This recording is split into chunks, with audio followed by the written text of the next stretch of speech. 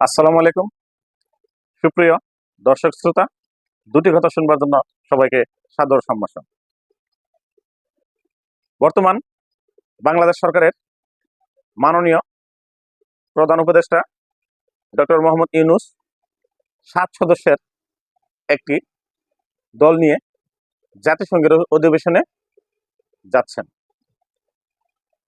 আগামী 22 সেপ্টেম্বর থেকে 27 সেপ্টেম্বরের 5 দিনের সংক্ষিপ্ত সফরে তিনি সেখানে যাবেন এবং অধিবেশনে বক্তব্য করবেন। এই খবরটি প্রকাশ হওয়ার পর জনমনে বিভিন্ন ধরনের আলোচনা শুরু হয়েছে। এ কেমন কথা, মাত্র 7 জন? এর আগে তো আমাদের দেশের সাবেক প্রধানমন্ত্রী 190, 150 জন লোক নিয়ে বিলাসবহুল বিমান নিয়ে জাতিসংঘের অধিবেশনে যেতেন। কিন্তু ডক্টর মোহাম্মদ ইউনূস এই 7 জন নিয়ে সে অধিবেশনে যাওয়ার বিষয়টা জনগণ যেন ভাবতেই পারতেছে না। এ কেমন কথা? একটা সরকার প্রধান একটা বড় ধরনের একটা সম্মেলনে যাচ্ছে, সেখানে লোকের বহর এত ছোট কেন? বা বাংলাদেশের এই খবরটা সারা বিশ্বে ছড়িয়ে পড়ছে এবং বিভিন্ন দেশের সংবাদপত্রে এই বিষয় নিয়ে আলোচনা হচ্ছে। এটা কেমন সফর? মাত্র কয়েকজন লোক। এই 7 জনের মধ্যে একজন আছেন ডক্টর মোহাম্মদ ইউনূস সাহেবের মেয়ে, আরেকজন আছেন ব্র্যাক বিশ্ববিদ্যালয়ের একজন ছাত্রী, এছাড়া আছেন দুর্নীতির শ্বেতপত্র প্রকাশের দায়িত্বপ্রাপ্ত ব্যক্তি ডক্টর দেবপ্রিয় ভট্টাচার্য, এছাড়াও আছেন আরো 2 জন প্রধান উপদেষ্টার সচিব। এই অল্প সময় এবং অল্প জনবল নিয়ে তিনি একটা সফরে যাবেন, যা বাংলাদেশের তো বটেই, সারা বিশ্বের মধ্যে নজিরবিহীন। কারণ রাষ্ট্রপ্রধানরা এত অল্প লোক নিয়ে অল্প সময়ের জন্য এই সকল অধিবেশনে যান না, অন্তত বাংলাদেশের পক্ষে। আমরা অতীতে লক্ষ্য করেছি এই সফরকে কেন্দ্র করে অনেক আনন্দ উল্লাস এবং বিদেশ সফরের জন্য প্রত্যাশিত নেতৃবৃন্দ অনেক লবিং করে, অনেক অনুরোধ করে এই সফরের সঙ্গী হতে চাইত। কথিত আছে বা লোকমুখে শোনা যায়, এই সফরে আসন পাওয়ার জন্য, জায়গা পাওয়ার জন্য অনেকেই লবিং করতো, অর্থনীতির মাধ্যমে টাকা পয়সা ব্যবহার করত। নেতৃবৃন্দ তারা টাকা পয়সা গ্রহণ করে এখানে তাদেরকে সুযোগ করে দিত।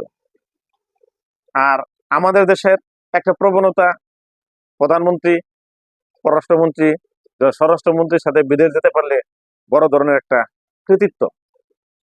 এই যে মানসিকতা, সেই মানসিকতা থেকে ডক্টর মোহাম্মদ ইউনূস বেরিয়ে আসলেন, পুরাতন সকল প্রথা ভেঙে দিলেন। রাষ্ট্রের অর্থ অপচয় করা যাবে না, অর্থের যথাযথ ব্যবহার নিশ্চিত করতে হবে, এই সকল অর্থ জনগণের জনকল্যাণে ব্যয় করতে হবে, জনগণকে কোনো ক্রমেই ফাঁকি দেওয়া যাবে না। এই চিন্তা চেতনা থেকেই তিনি এমন সিদ্ধান্ত নিয়েছেন। নিশ্চিত বাংলাদেশ একটা দরিদ্র দেশ, এছাড়া সাবেক স্বৈরাচারী প্রধানমন্ত্রী শেখ হাসিনা এই দেশের অর্থনীতিকে একেবারে ভেঙে ফেলেছেন এবং রাষ্ট্রীয় কোষাগার শূন্য করে ফেলেছেন। এর জন্য এই দেশটাকে পুনরায় গড়ে তুলতে হলে অবশ্যই অপচয় রোধ করতে হবে, মিতব্যয়ী হতে হবে এবং সকলের মধ্যে একটা দেশপ্রেম জাগ্রত করতে হবে। এই দেশপ্রেম জাগ্রত করতে হলে প্রথমে নিজের কাছ থেকে শুরু করতে হবে। ডক্টর মোহাম্মদ ইউনূস দেখিয়ে দিলেন যে এত বড় সফর অল্প লোক নিয়েও করা যায়, করা যাবে এবং এখানে এত বেশি লোকের কোনো প্রয়োজন নেই। একই সাথে দেশের অর্থনৈতিক পুনর্গঠন, রাজনৈতিক পুনর্গঠন, বিভিন্ন সংস্কার কার্যক্রম করতে গেলে তাকে অবশ্যই তার নিজস্ব দায়িত্ববোধ থেকেই কাজ করতে হবে। আগে তার নিজের মধ্যে দেশপ্রেমের বিকাশ ঘটে দেখাইতে হবে, তারপর জনগণ তার প্রতি আস্থা বিশ্বাস স্থাপন করবে এবং জনগণও স্ব ক্ষেত্রে এই উদাহরণ মেনে চলার চেষ্টা করবে। ইচ্ছে করলে অপচয় করা যায়, কিন্তু আমি করব না, এটাই আমার দেশপ্রেম। আমি আমার এই অর্থ সাশ্রয় করে দেশের কোনো একটা কাজে ব্যয় করব, এমনই চিন্তা হওয়া দরকার দেশ পরিচালকের। দীর্ঘদিন পরে হলেও, অনেক সাধনার পরে হলেও আমরা একজন দায়িত্বশীল দেশপ্রেমিক নেতা পেয়েছি। আমাদের দায়িত্ব হবে তার কাজকে সহযোগিতা করা, তিনি যেভাবে দেশকে পরিচালনা করতে চায় সেইভাবে তাকে সহযোগিতা করা, সমর্থন দেওয়া, তার হাতকে শক্তিশালী করা, এবং এমন কোনো পিছুটান আমরা সৃষ্টি করব না যাতে তার কাজে সমস্যা হয়। অনেকেই অস্থির হয়ে গেছেন তাদের দাবি পূরণের জন্য। আমরা এই অস্থিরতাকে সমর্থন করি না, কারণ একটা রাষ্ট্র দীর্ঘদিন একটা স্বৈর শাসকের অধীনে ছিল, একটা রক্তক্ষয়ী বিপ্লবের মাধ্যমে এখানে স্বাধীনতা পুনঃস্থাপিত হলো। একই সাথে স্বাধীন হওয়ার পরপরই আমরা অস্থির হয়ে গেছি অনেকেই। আমাদের দাবি পূরণ করতে হবে, আমাদের দাবি পূরণ হবে, অবশ্যই হবে। এবং ডক্টর মোহাম্মদ ইউনূস জনগণকে ফাঁকি দিবে না সেই বিশ্বাস আছে, তবে তাকে একটু সময় দিতে হবে, অন্তত 6 মাস সময় দেন।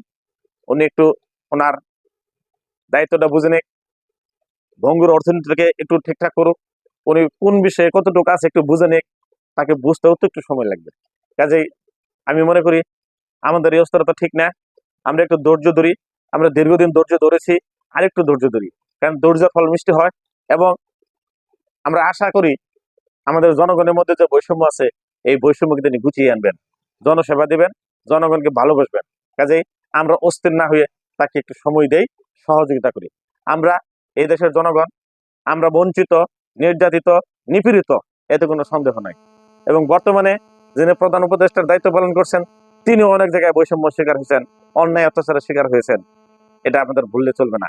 কাজেই তিনি এই বিষয়টা ভালো জানেন এবং উনি দায়িত্ব পালন করবেন, এই আশাবাদ ব্যক্ত রেখে আজকের দুটি কথা এখানে শেষ করছি। ধন্যবাদ সবাইকে।